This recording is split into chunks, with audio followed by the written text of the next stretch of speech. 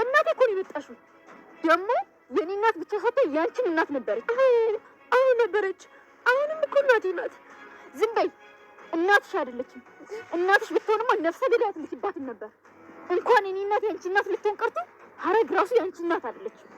አንቺ ስትጀመር ከሰው ዘር አይደለም የተፈጠርሽው። በቃሽ፣ ይቅርታ አልኩሽ እኮ ይቅርታ። ዝም በይ አንቺ። አንቺ ይቅርታ ልብ የለሽም። ይቅርታ አታውቂም።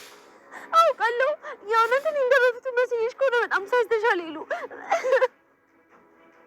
ተቀይሬያለሁ እኮ ለምን አሰብኝም? በጣም ይቅርታ ይሉ ወጣች። ምክንያቱም የሰራችው ግፍና ወንጀል አሁን ላይ ሞልቶ እየፈሰሰ ነው። ወይዘሮ ሰላምም እውነቱን አወቀች። ምክንያቱም ሳሚ ለብሌን ብሎ እሷ ቤት እንደገባ ሰላም አወቀች። ሳሚን ከቤቷ አባረረችው። ሰላም ውድና የተከበራችሁ ውድ ቻናል ቤተሰቦች እንዴት ናችሁ? ደህና ናችሁ? ዛሬ ማደራ ድራማ ነው ይዤላችሁ የመጣሁት። ባለፈው ክፍል ላይ እንግዲህ ቃል ማለት ነው በውሸት እናቷን አሳምና ወደ እናቷ ቤት ለመመለስ ሞክራ ነበረ። እናቷም ግን ቀድሞ ሳሚ ነግሯት ስለነበረ እንደ አንቺ አይነት ልጅ የለኝም ብላ እንግዲህ በጥፊ ራሱ መታት። ወደ ቤቴ ልገቢ አልፈቅድልሽም፣ አንቺ ልጅ አይደለሽም ብላ ነበር የሄደችው። በዛው ላይ ደግሞ ሄለን መታለች። ምክንያቱም ሄለን ከዚህ በፊት የቃል ጓደኛ ነበረች። ቃል ጋር መጣ ብዙ ተንኮል ለማስገደል ሞክራ ነበር። እንዲሁም መርዛ በመጠጥ ለሰጣት ሞክራ ነበር፣ ግን አልተሳካላትም። ብሌን አድናት ነበርና አሁን ደግሞ በመጨረሻ ሄለንን በእናቷ ነበር አቶ በኃይሉና ቃል አስፈራርተዋት ቃል ጋር ልርሽ እንዳትል ያደረጓት። አሁን ግን ቃል እኔን የሰራሽኝን በሙሉ አሁን እጥፍ ነው የማስከፍልሽ፣ እንኳን ደህና መጣሽ እያለች ብሌንም ቃል ባየቻት ሰዓት በጣም ነበረ የተናደደችው ማለት ነው። ምክንያቱም አሁን ላይ እኔም በቀሌን መበቀል አለብኝ፣ እሷ እንደዛ አርጋ አሰቃይታኛለች፣ ስለዚህ እኔ ልምራት አልችልም ብላ እንግዲህ በእጇ የሆነ ነገር ይዛ እሷ ጋር ሄዳ ነበር። እባክሽ ብሌን ይቅርታ አድርግልኝ፣ አሁን ተቀይሬያለሁ፣ እንደ ድሮዋ እንደምታውቂኝ አይደለሁም እያለች እንግዲህ ብሌንን የለመነቻት ነበር። ብሌን አላልኩም ሄለንን ማለት ነው። ሄለንን እየለመነቻት ነበር ቃል ባለፈው ክፍል ላይ ያለቀው። ከዛ ክፍል ጀምረን ዛሬ ደግሞ የምንቀጥል ይሆናል። እስከ ቪዲዮ ፍጻሜ ድረስ አብራችሁን ቆዩ። ወደ ቃልና ሄለን ስንሄድ እንግዲህ አንቺ ቀጣፊ አገኘውሽ፣ ከኔ የምታመልጪ መስሎሽ ነበር፣ እንኳን ደህና መጣሽ በምትላት ሰዓት ቃልም በጣም ነው የደነገጠችው። ምክንያቱም በእጇ የያዘችው ነገር በጣም ነው የሚያስፈራራው። ቃልም ውሸቷን ለመቀጠል ሞክራለች። ምክንያቱም ሄሉዬ የኔ ጓደኛ ያለች ስትቅለሰለስ፣ ሄለንም ዝም በይ እኔ ያንቺ ጓደኛ አይደለሁ ሄሉ ስትይ ነው ወይ የሰማሁሽ በምትላት ሰዓት አዎ በጣም እኮ በምታስፈልጊኝ ሰዓት ነው ሄሉዬ ያገኘውሽ። እኔ እንደ እናትሽ እመስልሻለሁ ወይ? ልክ እንደ ሰላም በውሸት ልታሳመኝኝ ነው ወይ? እኔን እኮ ከድሮ ጀምረሽ ነው የምታውቂኝ። ደግሞ አንቺና የአርጉም ሰውዬ ያደረጋችሁኝን ነገር መቼም አልረሳሁላችሁም። በወጋ ቢረሳ የተወጋ አይረሳም። ምንም ነገር አልረሳሁም። ያንን ሁሉ ግፍና ስቃይ ካደረሽብኝ በኋላ ሄሉዬ ስትይ ትንሽ እንኳ አታፍሪም ወይ? ሄሉዬ የኔ ምርጥ ጓደኛ፣ እኔ እኮ እንደ ድሮ የምታውቂያት ቃል አይደለሁም። አሁን ተቀይሬያለሁ፣ ጥሩ ሰው ሆኛለሁ። አንቺ ላይ ባደረስኩት ነገር በሙሉ ተጸጽቻለሁ። ያገኘሁትን ሰው በሙሉ ይቅርታ እየጠየኩ ነው። እኔንም ይቅርታ ልጠይቅኝ ነው ወይ የመጣሽው በምትላት ሰዓት ቃልም አዎ አንቺ ይቅርታ ልጠይቅሽ እየፈለግኩሽ እኮ ነው ያገኘሁሽ። እውነተኛ ጓደኛ ልብ ለልብ ይገናኛል የሚባለው እውነት ነው። ምንም ኧረ በይሽ ነይና ተጠጊኝና ይቅርታ ጠይቅኝ በምትላት ሰዓት ቃልም ፈርታለች። ምክንያቱም እዚህ ጋር ማምለጫ መንገድ ስለሌላት በኃይሉ ማባሯታል። የገዛ እናቷ ራሱ ከዚህ በፊት ብዙ ግፍን ያደረሰችባት፣ ግን ደግሞ የገዛ እናቷ ራሱ ልትቀበላት አልቻለችም። ስለዚህ ብርም የላት መውደቂያም የላት። ስለዚህ ሄለንን መለመን አለባት። ሄለን ግን በእጇ የያዘችውን ነገር ፈርታለች። ለማቀፍ ራሱ በጣም እየፈራች ነበረ። ቃልም ፈርታና ተንት እየተርበተበተች እንግዲህ ሄሉዬ ምንም አታደርጊኝም ወይ ልምጣና ልቀፈሽ ወይ በምትላት ሰዓት ሄለንም ጓደኛዬ አይደለሽም ወይ ምን አደርግሻለሁ ምን ታደርገኛለሽ ብለሽ አስበሽ ነው? ስለዚህ ነይና ይቅርታ ጠይቅኝ ቀፊኝ። እንግዲህ አንድ እግሯን እየጎተተች ወደ ሄለን ቀረብ ካለች በኋላ አንቺ ሌባ እኔን የምታታልይ መስሎች ነበሩ ብላ እንግዲህ አንቃታለች። እውነት ለመናገር ያው ቃል ለማንም የምትመለስ ሰው አይደለችም። ግን ደግሞ እንደዚህ በዚህ ውስጥ ሆና ራሱ ማጭበርበርና መዋሸት ነው የፈለገችው። ምክንያቱም ከልቧ ልክ እንደነ ሳሚ ልክ እንደነ ወይዘሮ አልማዝ ማለት ነው መቀየር ትችል ነበረ። እሷ ግን ምንም መቀየር ሀሳቡ የላትም። ዞራ ተንኮል ነው የምታስበውና ብትቀየር ታሳዝን ነበረ። ግን ደግሞ ከተንኮል ውጭ ምንም አይነት ሌላ ስራ የላትም ማለት ነው። አሁንም ከዚህ ካለችበት ቦታ ብሌንንና ሳሚን ወይም ደግሞ ወይዘሮ ሰላምን ማለት ነው እነሱ ለመበቀል ነው የምታስበው። ግን አሁን ካለችበት ቦታ በጭራሽ የምትወጣ አትመስልም። ምክንያቱም ሄለን ራሱ ጸጉሯን እንደጨምድዳ እንደያዘቻት ከዚህ በፊት ፈላጭ ቆራጭ ቃል ነበረች። አሁን ግን በጣም ጥሩ ስራ ነው የሰራችው። ቃልን እንግዲህ አሁን ላይ ጥሩ ቅጣት ነው ልቀጣሽ የምፈልገው። ስለዚህ እቀጣሻለሁ። አሁን ዋጋሽን የምትቀበይበት ጊዜ ነው። ስለዚህ ልብስሽን እወስደዋለሁ በምትላት ሰዓት ቃልም ልብሴን ከወሰድሽው ምን ለብሳለሁ ያለኝ እኮ ልብስ ይሄ ብቻ ነው ብላታለች ማለት ነው። እንዳጋጣሚ ሆኖ ልብሷን ብቻ አይደለም ብሌን አላልኩም ሄለን የወሰደችው የቃልን ልብሷንም ስልኳንም ብሯንም ነበረ። ማደሪያ እንኳ እኮ የለኝም የት ልደር በምትላት ሰዓት እንግዲህ ቃልም ሄለንም ላንቺ እኮ አይደለም ቤት ጎዳና ራሱ ሲበዛብሽ ነው በምትላት ሰዓት እንግዲህ የሰራሁት ስራ ነው እዚህ ሁላ እንደዚህ እያሰቃየኝ ያለው ምን ነው ፈጣሪ ሆይ ምን አደረኩ እያለች ቃልም እንግዲህ ፈጣሪን እያማረረችው ነበረ። እውነት ለመናገር ያው በዳዩም አሰቃዩም ራሷ ቃል ነበረች። አሁን ግን ፈጣሪን እየወቀሰችው ነበር ማለት ነው። እዚህ ጋር ግን እንደዚህ በመሆኑ አሳዝነኛለች። ምንም አይነት ሰው ክፉ ቢሆን እንደዚህ ሲሰቃይ ደግሞ ያሳዝናል። እርግጥ ደግሞ የሰራችውን ስራ የእጇን ነው ያገኘችው። ሰው ጥሩም ሰራ መጥፎም ሰራ ለራሱ ነው የሚቀመጠውና ሁላችሁንም እንደበደልኩ ገብቶኛል። እባክሽ ይሄ አሁን ያደረግሽኝ አይበቃሽም ወይ? ይበቃኛል። እባክሽ ሌላ ቅጣት አትቅጭኝ እያለች እየለመነቻን ነበረ። ሄለን ግን በጣም ኮስታራ ሆናባታለች። እባክሽ ከዚህ በላይ አታሰቃይኝ፣ እባክሽ ይቅር በይኝ፣ እባክሽ ይቅርታ አድርጊ። ምንም ማድረግ አልቻለችም። ያላት አማራጭ ማልቀስ ብቻ ነው። ጎዳና ላይ እንግዲህ ቁጭ ብላ እያለቀሰች ነበረ። ከገዛ እናቷም እንዲሁም በውሸት እናቴ ነች ብላ ከገባችበትም ቤት እንዲሁም ደግሞ የዚህ ሁሉ የሴራ ጠንሳሽ የሆነ አቶ ኃይሉ ጋር ብትሄድም አቶ ኃይሉም ስላልገደልኩሽ አመስግኝ፣ ከእንግዲህ በኋላ እኮ አንቺ አትጠቅሚኝም፣ ስላለሽ ብቻ አመስግኝ፣ እስከዛሬ መኖር አልነበረብሽም እገልሽ ነበር ብሎ እሱ ራሱ ሊያስጠጋት አልቻለም። እሱ ራሱ አባሯት ነበር። የላድር ነው ወይኔ ቃል ልብሴንም ብሬንም ስልኬንም እኮ ነው የወሰደችው። እርዳታ እንዳላደርግ ራሱ እኮ ምንም እጄ ላይ የለም እያለች እንግዲህ ይሄን ቀረው ብቻዬን ቀረሁ ምን ሆኜ ነው እንደዚህ የሆንኩት እያለች ራሷን እያማረረች ቃልም እያለቀሰች ነበር። ወይዘሮ ሰላምና ብሌን ስንሄድ ብሌን ዛሬ ራት የለም ወይ በምትላት ሰዓት ብሌንም ሳሚ እኮ ሰራለሁ ብሎኝ ነው በምትላት ሰዓት እንግዲህ ወይዘሮ ሰላም እንዴት ነው ወንዱ ልጅ ተማምነሽ እዚህ ቁጭ ያልሽው እሱ ባይጣፍጥስ የሚሰራው ስራ በምትላት ሰዓት እንግዲህ ብሌንም በጣም ተገርማ አስገርሟታል። የሳሚ ነገር ማለት ነው። አያያዙ ግን በጣም የሚችል ነው የሚመስለው። እማያላልኩ እትዬ ስለዚህ አታስቢ በምትላት ሰዓት አንቺም እኮ የራስሽን ነገር መስራት ትችይ ነበር፣ እሱን መጠበቅ የለብንም እያለች ወይዘሮ ሰላም እንግዲህ ብሌንን እየተናገረች ነበር። እንደዛ እንዳለ እንግዲህ አቶ ሳሚ ለሁለቱ ምግብ ይዞላቸው መጥቶ ሰጥቷቸዋል ማለት ነው። ሳሚ እድሉን ለመጠቀም እየሞከረ ነው። ምክንያቱም ከብሌን ጋር የሚሆንበትንና ብሌንን ልቧን ለማሸፈት ማለት ነው። ብሌን በጣም ነው የተገረመችው። ይሄማ በጣም ሼፍ ራሱ እኮ አይችለውም፣ እውነትም ይሄ ምግብ ሱስ ነው የሚያስይዘው በምትል ሰዓት እንግዲህ ወይዘሮ ሰላም ሰምታት ምንድነው ብሌን ያልሽው በምትል ሰዓት ምንም ብላለች። እውነት ለመናገር ምግቡ በጣም ነው የሚጣፍጠው። ሳሚ ልጄ አንተ ነህ ወይ የሰራኸው በምትለው ሰዓት አሁን እኔ ብሎ እንግዲህ በጣም ተገርመው በጣም ነው የሚጣፍጠው በሚል ሰዓት እንግዲህ ሳሚም እንግዲህ አሸንፍ ያለው ብሏል። ምንድነው ያሸነፍከው በምትለው ሰዓት ምንም። ብሌን ደግሞ ተቆጥተዋለች። ሳሚ ምን ለማለት እየሞከርክ ነው በምትለው ሰዓት ለምንድነው የምትቆጪው? መናገር የፈለገውን ይናገር በምትላት ሰዓት እንግዲህ ብሌንም ስትቆጣው አትቆጪው ብላ ሳሚ ምንም አላለም። ወደ ሳሚ ስንሄድ እንግዲህ ሳሚ እንደቀጠለ ነው ግርምቱን ማለት ነው። ምክንያቱም ብሌንን እያማለላት ነው ለማለት አንተን አይልም አይደለ? እያማለላት ነው መቼም ማለት ነው። ምክንያቱም ምግብ ሰራ፣ ከዛን ደግሞ ያው ቅጣት ነበረው። ምግብ ሰርቶ ምግቡ ከጣፈጠው ያው ቅጣት ነበረ። ያንን ቅጣት ደግሞ ተቀጥቷል። ምክንያቱም እሱን ደግሞ ለማድረግ ልብስ ለብሰው ወይዘሮ ሰላም ነው እንጂ ጋቢ ለምኗት እንግዲህ ከወይዘሮ ሰላም ጋር ጋቢውን ወስዶት ማለት ነው። ብሌንን ይዞ ውጭ ወጥቶ እንግዲህ እሳት እያነደደ ነበረ አቶ ሳሚ። እውነት ለመናገር አቶ ሳሚና ብሌን አንድ ላይ ቢሆኑ ለኔ በጣም ነው ደስ የሚለው እንደኔ ሀሳብ ማለት ነውና ዳግምና ደግሞ ቃል ቢሆኑ በጣም አሪፍ ናቸው። ሳሚ በጣም ነው የሚወዳት። ብሌን ራሱ በዚሁ ከቀጠለች ወደ ሳሚ መጠቅለሏ አይቀርም ማለት ነው። ምክንያቱም በጣም እየተገረመችና ምክንያቱም ባለፈው ላይ ሳሚ ቸኮሌት ገዝቶ ሰጥቷት ነበርና ለምንድን ነው ዳግም ሳልነግረው የሚያስፈልገኝን አይቶኝ የማይረዳኝ ሳሚ ግን እኮ እየገዛልኝ ነው ዳግም አይወደኝም ማለት ነው ወይ ብላ እንግዲህ ጥርጣሬ ተፈጥሮባት ነበረ። በዚሁ ከቆየች ግን ያው የኔ የዳግም ነኝ ዳግምን ነው ማፈቅረው ትላለች እንጂ ብሌን ራሱ በዚሁ ከቆየች መሄዷ አይቀርም ማለት ነው ወደ ሳሚና ቃል አላልኩም። ሳሚና ብሌን አንድ ላይ ሆኖ ሳሚና ብሌንም እንግዲህ ውጪ እሳት እየሞቁ በነበረበት ሰዓት ብሌን የብርድ በሽታ አለብኝ እኮ በጣም እየበረደኝ ነው ብሎ እንግዲህ አጋጣሚውን ተጠቅሟል። ጋቢውን አንድ ላይ ለብሰውት እንግዲህ እንደዚህ በቅርብ ሲያዩሽ ደግሞ እንዴት ነው የምታምሪው በጣም እኮ ነው የምታምሪው እያለ እንግዲህ ሊያሽኮረመማት እየፈለገ ነበረ። ብሌንም እንግዲህ አደርገዋለሁ ተሰጥቶኝ ነው መታደል ነው ብለዋለች። እውነትም መታደል ብሎ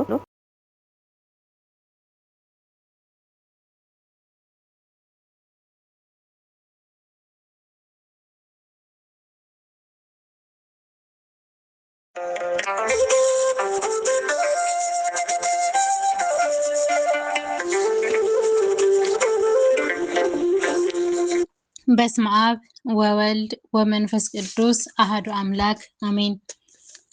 በሰማይ ለእግዚአብሔር ምስጋና ይሁን፣ በምድር ለሰው ልጆች ሁሉ ሰላም። ይህ በማህበረ ተዋህዶ ዘኦርቶዶክስ የኪነ ጥበብ ክፍል በ2018 ዓመተ ምህረት ወደ እናንተ ተዘጋጅቶ የሚቀርብላችሁ መንፈሳዊ ካነበብኩት ርዕስ ኦርቶዶክሳዊ ጋብቻ፣ ቤተሰብ እና የህፃናት አስተዳደግ። ብናስተውለውም ባናስተውለውም ሁላችንም የህይወታችንን የምንመራበት የየራሳችን የሆነ ቅኝት አለን። ልጆች ሳለን ህይወታችን የሚቃኘው በትምህርት ቤትና ከትምህርት ጋር በተያያዙ ነገሮች ነበር። ትምህርት ጨርሰን ስራ ስንጀምር የስራ ክር ይጨመርና ቅኝቱ በዚያ መሰረት እንዲሆን ያደርጋል። ስናገባ ቅኝቱ አሁንም ይቀየራል። እንደ ቀድሞ እኛ ብቻ በምንቃኘው ቅኝት ሳይሆን የትዳር አጋራችንም ቅኝት ይጨመርበታል። ወላጆች ስንሆንም ቅኝታችን ልጃችንን በማብላት፣ በማጥባት፣ በማስተኛት ዙሪያ ይሽከረከራል። ልጅ ጥቂት አደግ ሲልና ትምህርት ሲጀምር ቅኝቱ አሁንም ይቀየርና ልጅን ማንሳት፣ ጥርሱ እንዲቦርሽና ልብሱ እንዲለብስ፣ ቁርሱን እንዲበላ ማድረግ፣ ትምህርት ቤት ማድረስና ቆይቶ ማምጣት፣ የቤት ስራውን ማሰራት፣ እንዲጫወትና እራቱን በልቶ እንዲተኛ ማድረግ ወደሚል ቅኝት ይመጣል። ሁለተኛና ሶስተኛ ልጆች ሲመጡም እንደዚሁ ቅኝቱ በልጆቻችን ዙሪያ ይሆናሉ። ልጆቻችን በዚህ ተቃዋሚዎች እንደሚሆኑ የታወቀ በተረዳ ቢሆንም አብዛኞቻችን የምንዘነጋው ግን የሰው ልጆች ከጤናማ የህይወት ቅኝት እጅግ ተጠቃሚዎች እንደምንሆን ነው። አሁን ባለው የኢትዮጵያ ነባራዊ ሁኔታ በተለይ አደግ ባሉ ከተሞች ስናየው የህይወት ቅኝቱ የሚመራው በእኛ በወላጆች ሳይሆን የእያንዳንዳችን ነባራዊ ሁኔታ ግምት ውስጥ በማይከቱ ልጆቻችንን በሚያስተምሩ መምህራን ትምህርት ቤቶች ነው። የዚህ አንዱ መነሻ በአንድ መልኩ የትምህርት ስርዓታችን በእኛ ባህልና እምነት ሳይሆን በምዕራባውያን ባህልና አኗኗር የተቃኘ ስለሆነ፣ በሌላ መልኩ ደግሞ እኛ ኦርቶዶክሳውያን ከትችት የዘለለ መሬት ላይ ለልጆቻችን አስበንና አስልተን የምንሰራው ስራ ስለሌለን ነው። ይህም የዕለት ተዕለት ህይወታችን ፋታ የለሽና ባተልነት የተሞላ እንዲሆን ያደርገዋል። ከዚህ ላይ ብዙዎቻችን ተቀጥረን ስለምንሰራ ጠዋት ወጥተን ማታ ነው የምንገባው። የትራንስፖርት ሁኔታው ገና ታዳጊ አገር ላይ ስለምንኖር በፈለግነውና እኛ በምናስበው ልክ አያስኬድንም። ዳግመኛም ገቢያችን ኑሯችን ለመምራት በቂ ስለማይሆን ተጨማሪ ስራ እንሰራ ይሆናል። በገጠር የምንኖር ከሆነም ከጧት እስከ ማታ ከእርሻ ጋር በተያያዙ ስራዎች የተጠመድን። በዚህ ሁኔታ ውስጥ ሆነን ታዲያ እንዴት ብሎ ነው መንፈሳዊ ህይወታችን ጤናማ ሊሆን የሚችለው? ሁለት አማራጭ ከፊታችን ተደቀኑ ማለት ነው። የእግዚአብሔር ቅኝት እና የዓለም ቅኝት።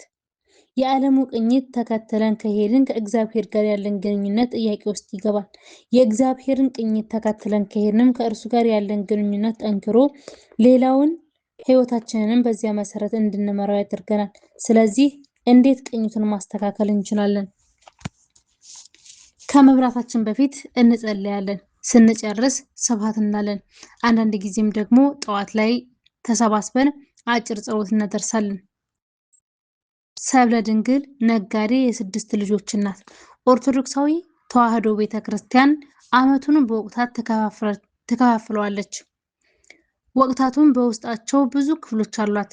አንድ ሳምንት ሳይቀር ቀናት በሰዓታት ትከፋፍላቸዋለች።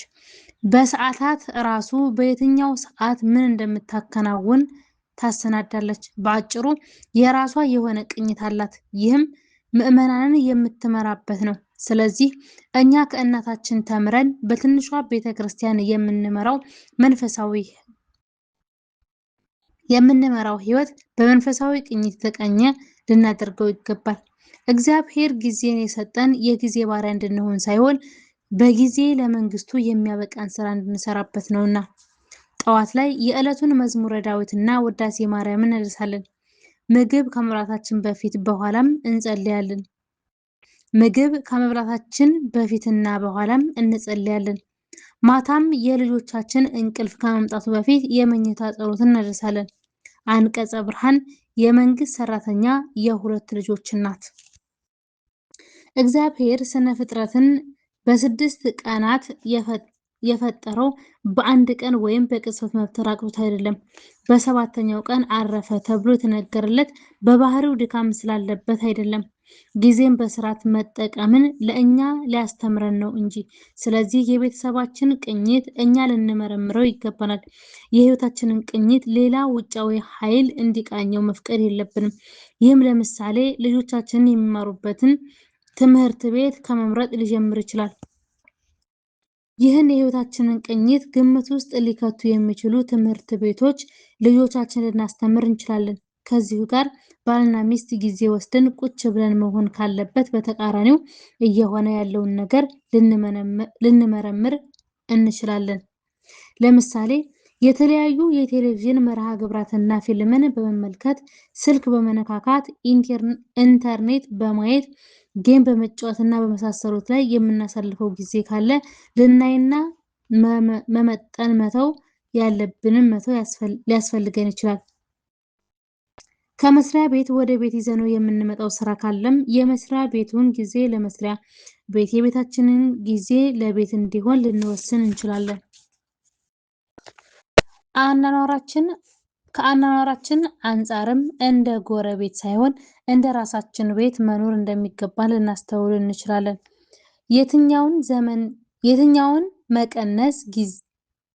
የትኛውን በመቀነስ ጊዜ ልናገኝ እንደምንችል ስናውቅ በእርሱ መሰረት የህይወታችንን ቅኝት ልናስተካክል እንችላለን። ምንም እንኳን በሰሜን አሜሪካ የሚኖር ቢሆንም እስኪ የሚከተለውን የአካለ ወልድን የየቀኑ የጸሎት መርሃ ግብር እንመልከተውና ከእኛ ህይወት ቅኝት ጋር ከሄደልን እንሞክራለን። ጠዋት 11 ሰዓት ባልና ሚስት ተነስተው ተጣጥበው የግል ጸሎት ያደርሳሉ። ጠዋት 12 ሰዓት ልጆች ከእንቅልፍ ይነሳሉ። ጠዋት 12 ሰዓት ተኩል ቤተሰብ ቁርስ ይበላል። ጠዋት 12 ሰዓት ከ45 ልጆች ትምህርት ቤት ለመሄድ ይዘጋጃሉ። ጠዋት 1 ሰዓት ልጆች ወደ ትምህርት ቤት፣ ባልና ሚስትም ወደ ስራ ይሄዳሉ። ማታ 1 ሰዓት ቤተሰብ ተሰባስቦ ራት ይበላል። ማታ 1 ሰዓት ተኩል አጭር የማታ ጸሎት ያደርሳል። መጽሐፍ ቅዱስና ስንክሳር ያነባል። ማታ 2 ሰዓት ልጆች ይተኛሉ። ማታ 2 ሰዓት ተኩል ባልና ሚስት በአንድነት ጸሎት አድርሰው ይተኛሉ። በየቀኑ ባይሆንም በአብዛኛው ይህ መርሃ ግብር ለቤተሰባችን ጥሩ ጠቅሞናል። በአንድነት የምንጸልይበት ጊዜ አለ። ከመካከላችን አንዳችን የምንታመምበት ጊዜ አለ። ልጆች እራት እንደበሉ ቶሎ እንቅልፋቸው የሚመጣበት ጊዜ አለ። በዚህ ምክንያትም መጽሐፍ ቅዱስ ወይም ስንክሳር ላይነበብ ይችላል። እነዚህ ቢገጥሙንም ግን ጸሎቱ በተገኘው ይቀጥላል። አካለ ወልድ አርክቴክት፣ የ3 ልጆች አባት። ስለዚህ ልንጠቀምበት የምንችለው ጊዜ እንሞክረው። እንስሳት ከእኛ ነባራዊ ሁኔታ ጋር ሊሄድ የሚችል ቅኝት ለማድረግ እንሞክር። እንደተናገርነው ትንሿ ቤተክርስቲያን ከዋናዋ ቤተክርስቲያን ተስፋፍታ የምትመጣ ስለሆነች ቤታችንን ልክ እንደ ዋናዋ ቤተክርስቲያን የጸሎት፣ የጸጥታ፣ መንፈሳዊ ስፍራ ለማድረግ መጣር አለብን እንጂ ቤታችንን ዓለማዊ ስፍራ ልናስመስላት አይገባም። የወላጆቼ ቤት ለቤተ ክርስቲያን ቅርብ ነው። ወላጆቼም ጠንካሮች ነበሩ። ንጋት ላይ ሁልጊዜ ተአምረ ማርያም ሲነበብ ስለሚሰማን ከመኝታችን ተነሱ እንባላለን። አብረን በመሄድም ኪዳን እናደርሳለን። ከዚህ የተነሳ አሁን አግብቼ ባለፉት 20 የትዳር ዓመታት ውስጥ ተአምር ካልተፈጠረ በቀር አንድም ቀን ኪዳን ቀርቼ አላውቅም። 365 ቀናት እሄዳለሁ። ከዚህ በፊት ግን ከሌሊት 7 ሰዓት እንኳን ብተኛ 9 ሰዓት ላይ ተነስቼ ውዳሴ ማርያም፣ ውዳሴ አምላክ፣ ሰይፈ ስላሴ፣ የዕለቱን ድርሳን፣ ገድል፣ 7 መዝሙራት፣ መዝሙር 22፣ መዝሙር 50፣ መዝሙር 64፣ መዝሙር 84፣ መዝሙር 90፣ መዝሙር 101 እና መዝሙር 120 የህሊና ጸሎት አደርሳለሁ። ማታ ደግሞ ከቤተሰብ ጋር በጋራ በመሆን የዘወትር ጸሎት ሰላም ለኪና መዝሙር 135ን እናደርሳለን። ክንፈ ሚካኤል ነጋዴ፣ የ5 ልጆች አባት። ወላጆች የሚስማማንን ቅኝት ካገኘንና እርሱን በመተግበር ከተጋገዝን ልጆቻችን እኛን ተከትለው ይተገብሩታል። ወላጆች ተግተን የምንቀጥለው ከሆነ የልጆቻችንም ከጥቂት ጊዜ በኋላ ይህ የቤተሰቡ አንድ አካል አድርገው ይቀበሉታል። እኛ የምንተገብርበት የምንዘናጋበት ወይም የማንኖርበት ጊዜ እንኳን ቢኖር ልጆቻችን ይተገብሩታል።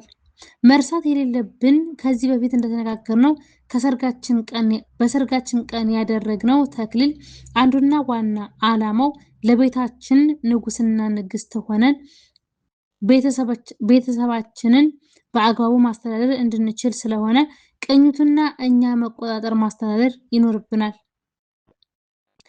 ልጆቻችንን ዘወትር እሁድ ቅዳሴ ማስቀደስን ለተወሰነ ጊዜ ሳናስታጉል ካሳየናቸው ከዚህ በኋላ ማስቀደስና በተወሰነ ጊዜ መቁረብ የቤተሰቡ ዋና አካል እንደሆነ አድርገው ይወስዱታል፣ ይስማሙበታል።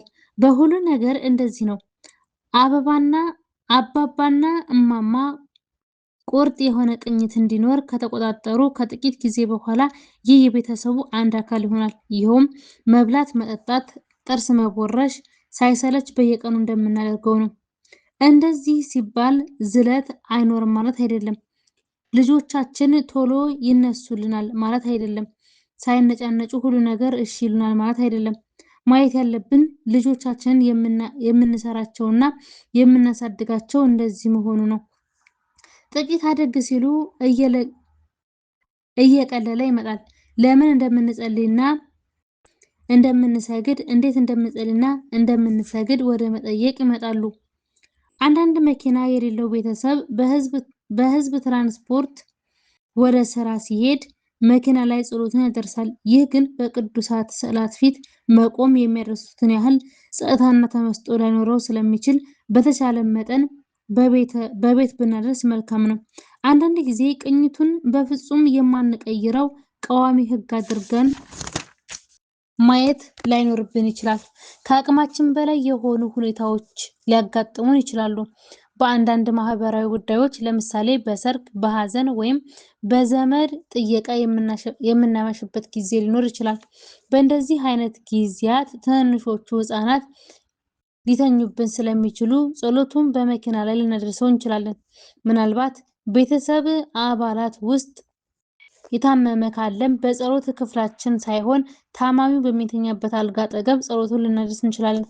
ጠዋት ከቤት ከመውጣታችን በፊት ጸሎት ማድረስ የማንችልበት ሁኔታ ካጋጠመን በትራንስፖርት መኪና ውስጥ ልናደርሰው እንችላለን። የራሳችን መኪና ካልን ደግሞ በድምፅ ከሞባይላችን እየሰማን እኛም አብረን እያልን ልንሄድ እንችላለን። መገንዘብ ያለብን ግን ይህን የምናደርገው በማንችልበት ቀን እንጂ በመደበኛነት አይደለም። ዋናው ቁም ነገሩ ቅዱስ ዮሐንስ አፈወርቅ የቅዱስ ማቴዎስን ወንጌል በተረጎመበት 22ኛው ድርሳኑ ላይ ጸሎት እስትንፋስ ነው እንዳለው ጸሎት አለማድረስ ማለት አለመተንፈስ መሆኑን መረዳታችንና አለመጸለይ ምን ያህል ጉዳት መሆኑን ማወቃችን ነው። ሰው ካልተነፈሰ ወይም ንጹህ አየር ካላገኘ በህይወተ ስጋ መቆየት አይችልም። ስንተነፍስ አየር ወደ ሳባችን ገብቶ በደም መልበስ ቧንቧ የመጣውን ደምንም ከካርቦን ዳይኦክሳይድ ንጹህ አድርጎ ኦክስጅንን እንደሚሰጠው በጸሎትም እግዚአብሔር ወደኛ መጥቶ በውስጣችን የነበረውና የተቃጠለውን አየር ክፉ ሐሳብ፣ ክፉ ንግግርና ክፉ ግብርም ያርቀዋል። ክፉን ማራቅ ብቻም ሳይሆን ንጹህ ልብ ይሰጠናል። የቅዱስ ዳዊት መዝሙር 50 ቁጥር 10። ጸሎታችን ምን ይዘት ይኖረው?